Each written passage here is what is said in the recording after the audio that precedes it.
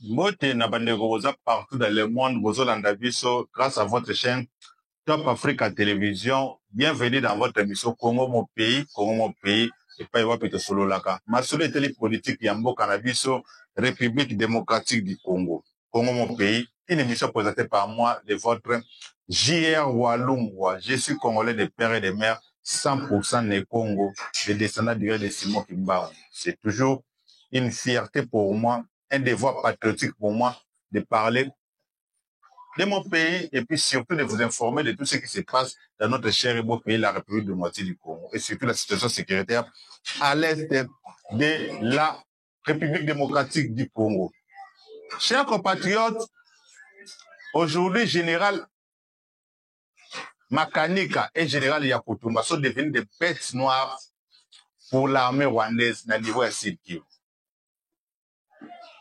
Les Wazalendo avec Général Yakutumba et Général Makanika, comme il est là, bête noire, dans le niveau ya Kivu, Nord Kivu. D'ailleurs, l'armée rwandaise va pris pour la tête, il y a des généraux, il y a Wazalendo. Pour l'armée rwandaise, le service secret Rwanda, va le Moutoua pour éliminer les bangos, Général Makanika, na Général Yakutumba, Azana monté au bâti.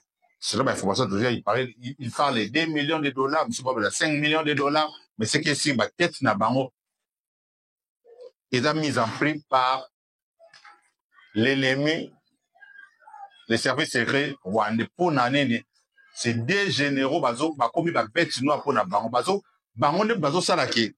Lelo, armée rwandaise va avancer les sous-soutiens à niveau de Sud Kivu et puis va commettre ma perte. Va connaître ma perte et belé na barana bango comme pas possible. Ils ont tenté de tuer Général Makanika. Mais image là, c'est sur le moment qu'on a des réseaux sociaux, on a relouqué la mine, on a évité ce qui, bah vous ôtez la régime, bah vous ôtez la image de Général Makanika, comment il était touché. Bah bête qui m'a ça si mais ils n'ont pas compris comment ce missile a se disparaître place bah bête qui m'a ça si. Non, ta, bah tu as ma bunda pour na ma belle. Bah tu vois non, beaucoup ça va être là, beaucoup ça là. Bokoko et salaka. Bako sabino te, bato ba sabino ko bokoko et salaka te. Oeza non, bokoko et salaka. Et puis bokoko na biso balobaka toujours salaka kana raison na o. Soko lingo defana likamba mabele na o salaka kana raison na yo. Et yangwana dozomona le général Makanika, bato ba wana banoka sa ba éliminer, on va se tromper que général Makanika est toujours en vie. Général Makanika est toujours en vie.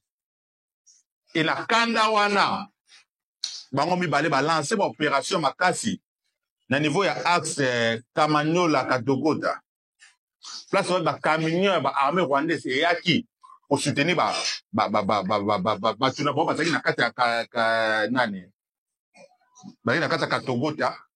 Place ni ba frottement de makasi ba frottement de corps à corps entre les touristes de M23 et nos compatriotes de Wazalendo. Ba frottement bandi koto massa saison beka. Donc, c'était vraiment grave.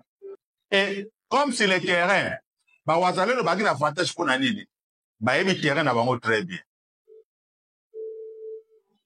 On est bien chez soi. On a contrôle du territoire, on a contrôle du milieu. C'est très difficile que on ça monte dans un secteur naïe, à y contrôler, à y dans le pango, sur la côte. Naïe que sur la côte, dans le pango, on a bimé dans la tunnel. Sur la tunnel, la côte, le pango, ils ont pas aimé, on a bimé, pas guy. Sur la côte, pas guy, na bimé, on a venu à mounen. On a contourné, venu à mounen, on a contourné, la kitty, de la tunnel, la balou qui n'a si manaké, na bimé, a venu. Donc, voilà, on a maîtrise à terrain naïe. C'est pareil avec les Wazalendo. Les Wazalendo, bah, que sur la côte, na zamba, oyo, na bimé, na village etel. Sur la côte, na village, oh, sur la quai, tout bras, rivière, est dans la C. Si on a contourné la balou, on a boupanté, la télé, makatogota. Si on a bien na katogota, na côte, on a bien na village, so qui n'y wana. Si on a balou, qui na côte, na de la cité, oui. Si on a bien que de la, oh, wana, na qui vers ouvrir. Parce que Katogo, déjà, à peu près à 70 km, hein, si je ne me trompe pas, 70 km, 60 à 70 km, hein, il y a ville et Ovira. Alors, ennemi à cela guerre, tant en continent Katogo, tu as affronté, bah, vous allez dans des corps encore, franchement, bah, Sibi, bah, perte, ça va na Katogo. Ils ont subi beaucoup de pertes. Na, quand il y a cité à Katogo, ils étaient obligés d'appeler des renforts et à renforcer Bango. Déjà, général, Makani, il y a préparé déjà plan à Bango. Il savait que non, si il va produire ça, il y aura des éléments au route à vers. Bah, élément F2, bah, na axe entre Kamanyol et Katogo, bah, pour renforcer ma position à Bango, pardon, na Katogo. Ah, non. Bah, vous allez devoir être terrible, hein. Moi, parfois, je me pose dans le bagage, non, officier, on a Katogo, il y a non, il y a Wazalendo, ça n'a pas école militaire, par exemple, officier, surtout programme, oui, beaucoup de bons mais parfois, je me pose la question, comment, officier, on a, réussi qu'on ça dans opération, où il y a généraux, où il y a une école de guerre, où il y a une école de guerre, il y a miné de barreaux pour ça la mode. Voilà, mes chers compatriotes. C'est la question qu'on doit se poser. Bino badozo no bato, non, biso to tanga ba école de guerre. Biso to bunda boy. Biso to sala boy. Mais besoin pour élaborer ba plan minene té contre l'ennemi. Mais ba général le rôle, ba général le rôle la mécanique aussi général le rôle ya Kotumba. Comment ba so pour arriver au ça là ba plan pour neutraliser ba ennemi. Parce que quand on va affronter ça la mana na Katogo tabango ba anticiper déjà ba lobi non. Faut te préparer déjà un parce que bah élément d'abord bah ça va subir déjà bah perte l'autre bah qu'on le pas renforcer bango. Faut na axe wana entre Katogo dana entre Kamando na Katogo da to créer piège moko wana pour éliminer l'ennemi. Pour surprendre l'ennemi. Alors mes chers compatriotes, piège est déjà élaboré.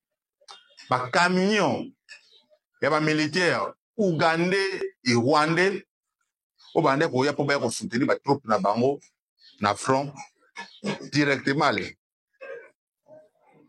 bawazalendo bataki bango bawazalendo bataki bango o bazaki président ba sauter misusu ba kimi mais o bazaki na bazaki chance te na yebishi bino bandeko bakufi sur place ba militaire ebele ba militaire ougandais rwandais ba perdre ba vie na bango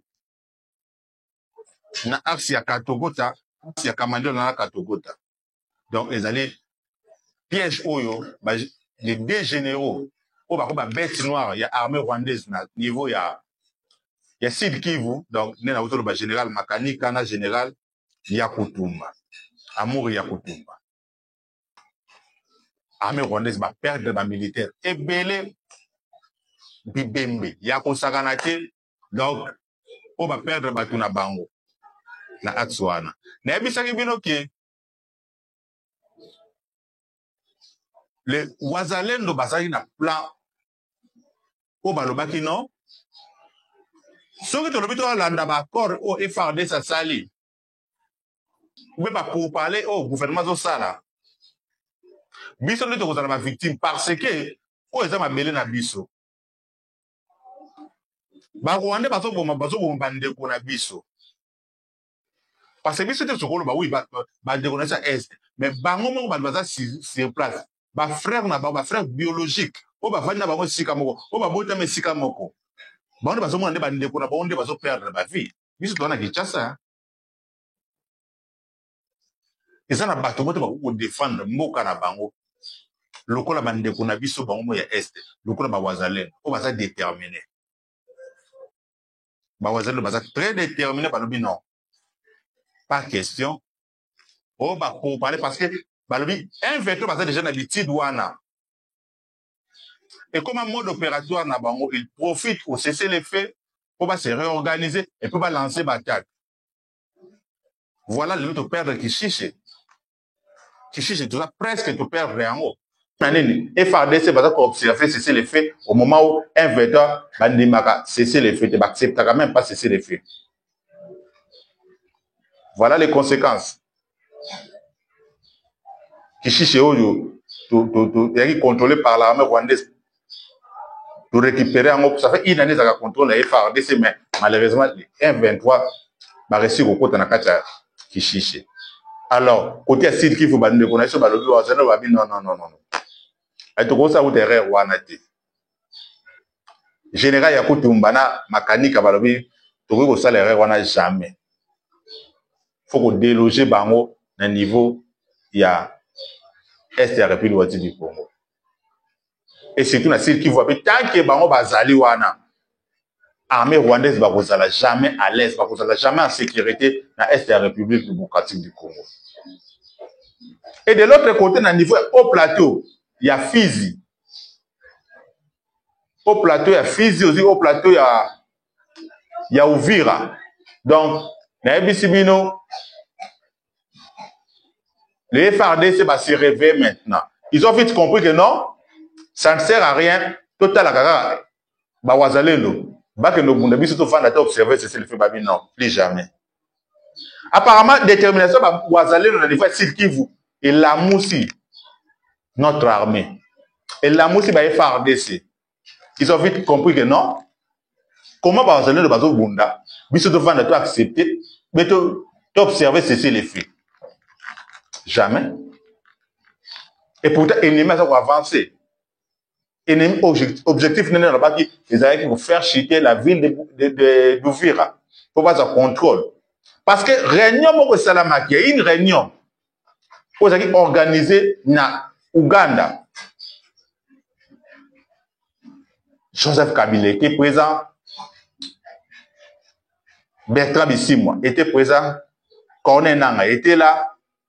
Aujourd'hui, le chef des services de renseignement, il y a Rwanda, il était là. Le chef, un général des opérations spéciales à Rwanda, il était là.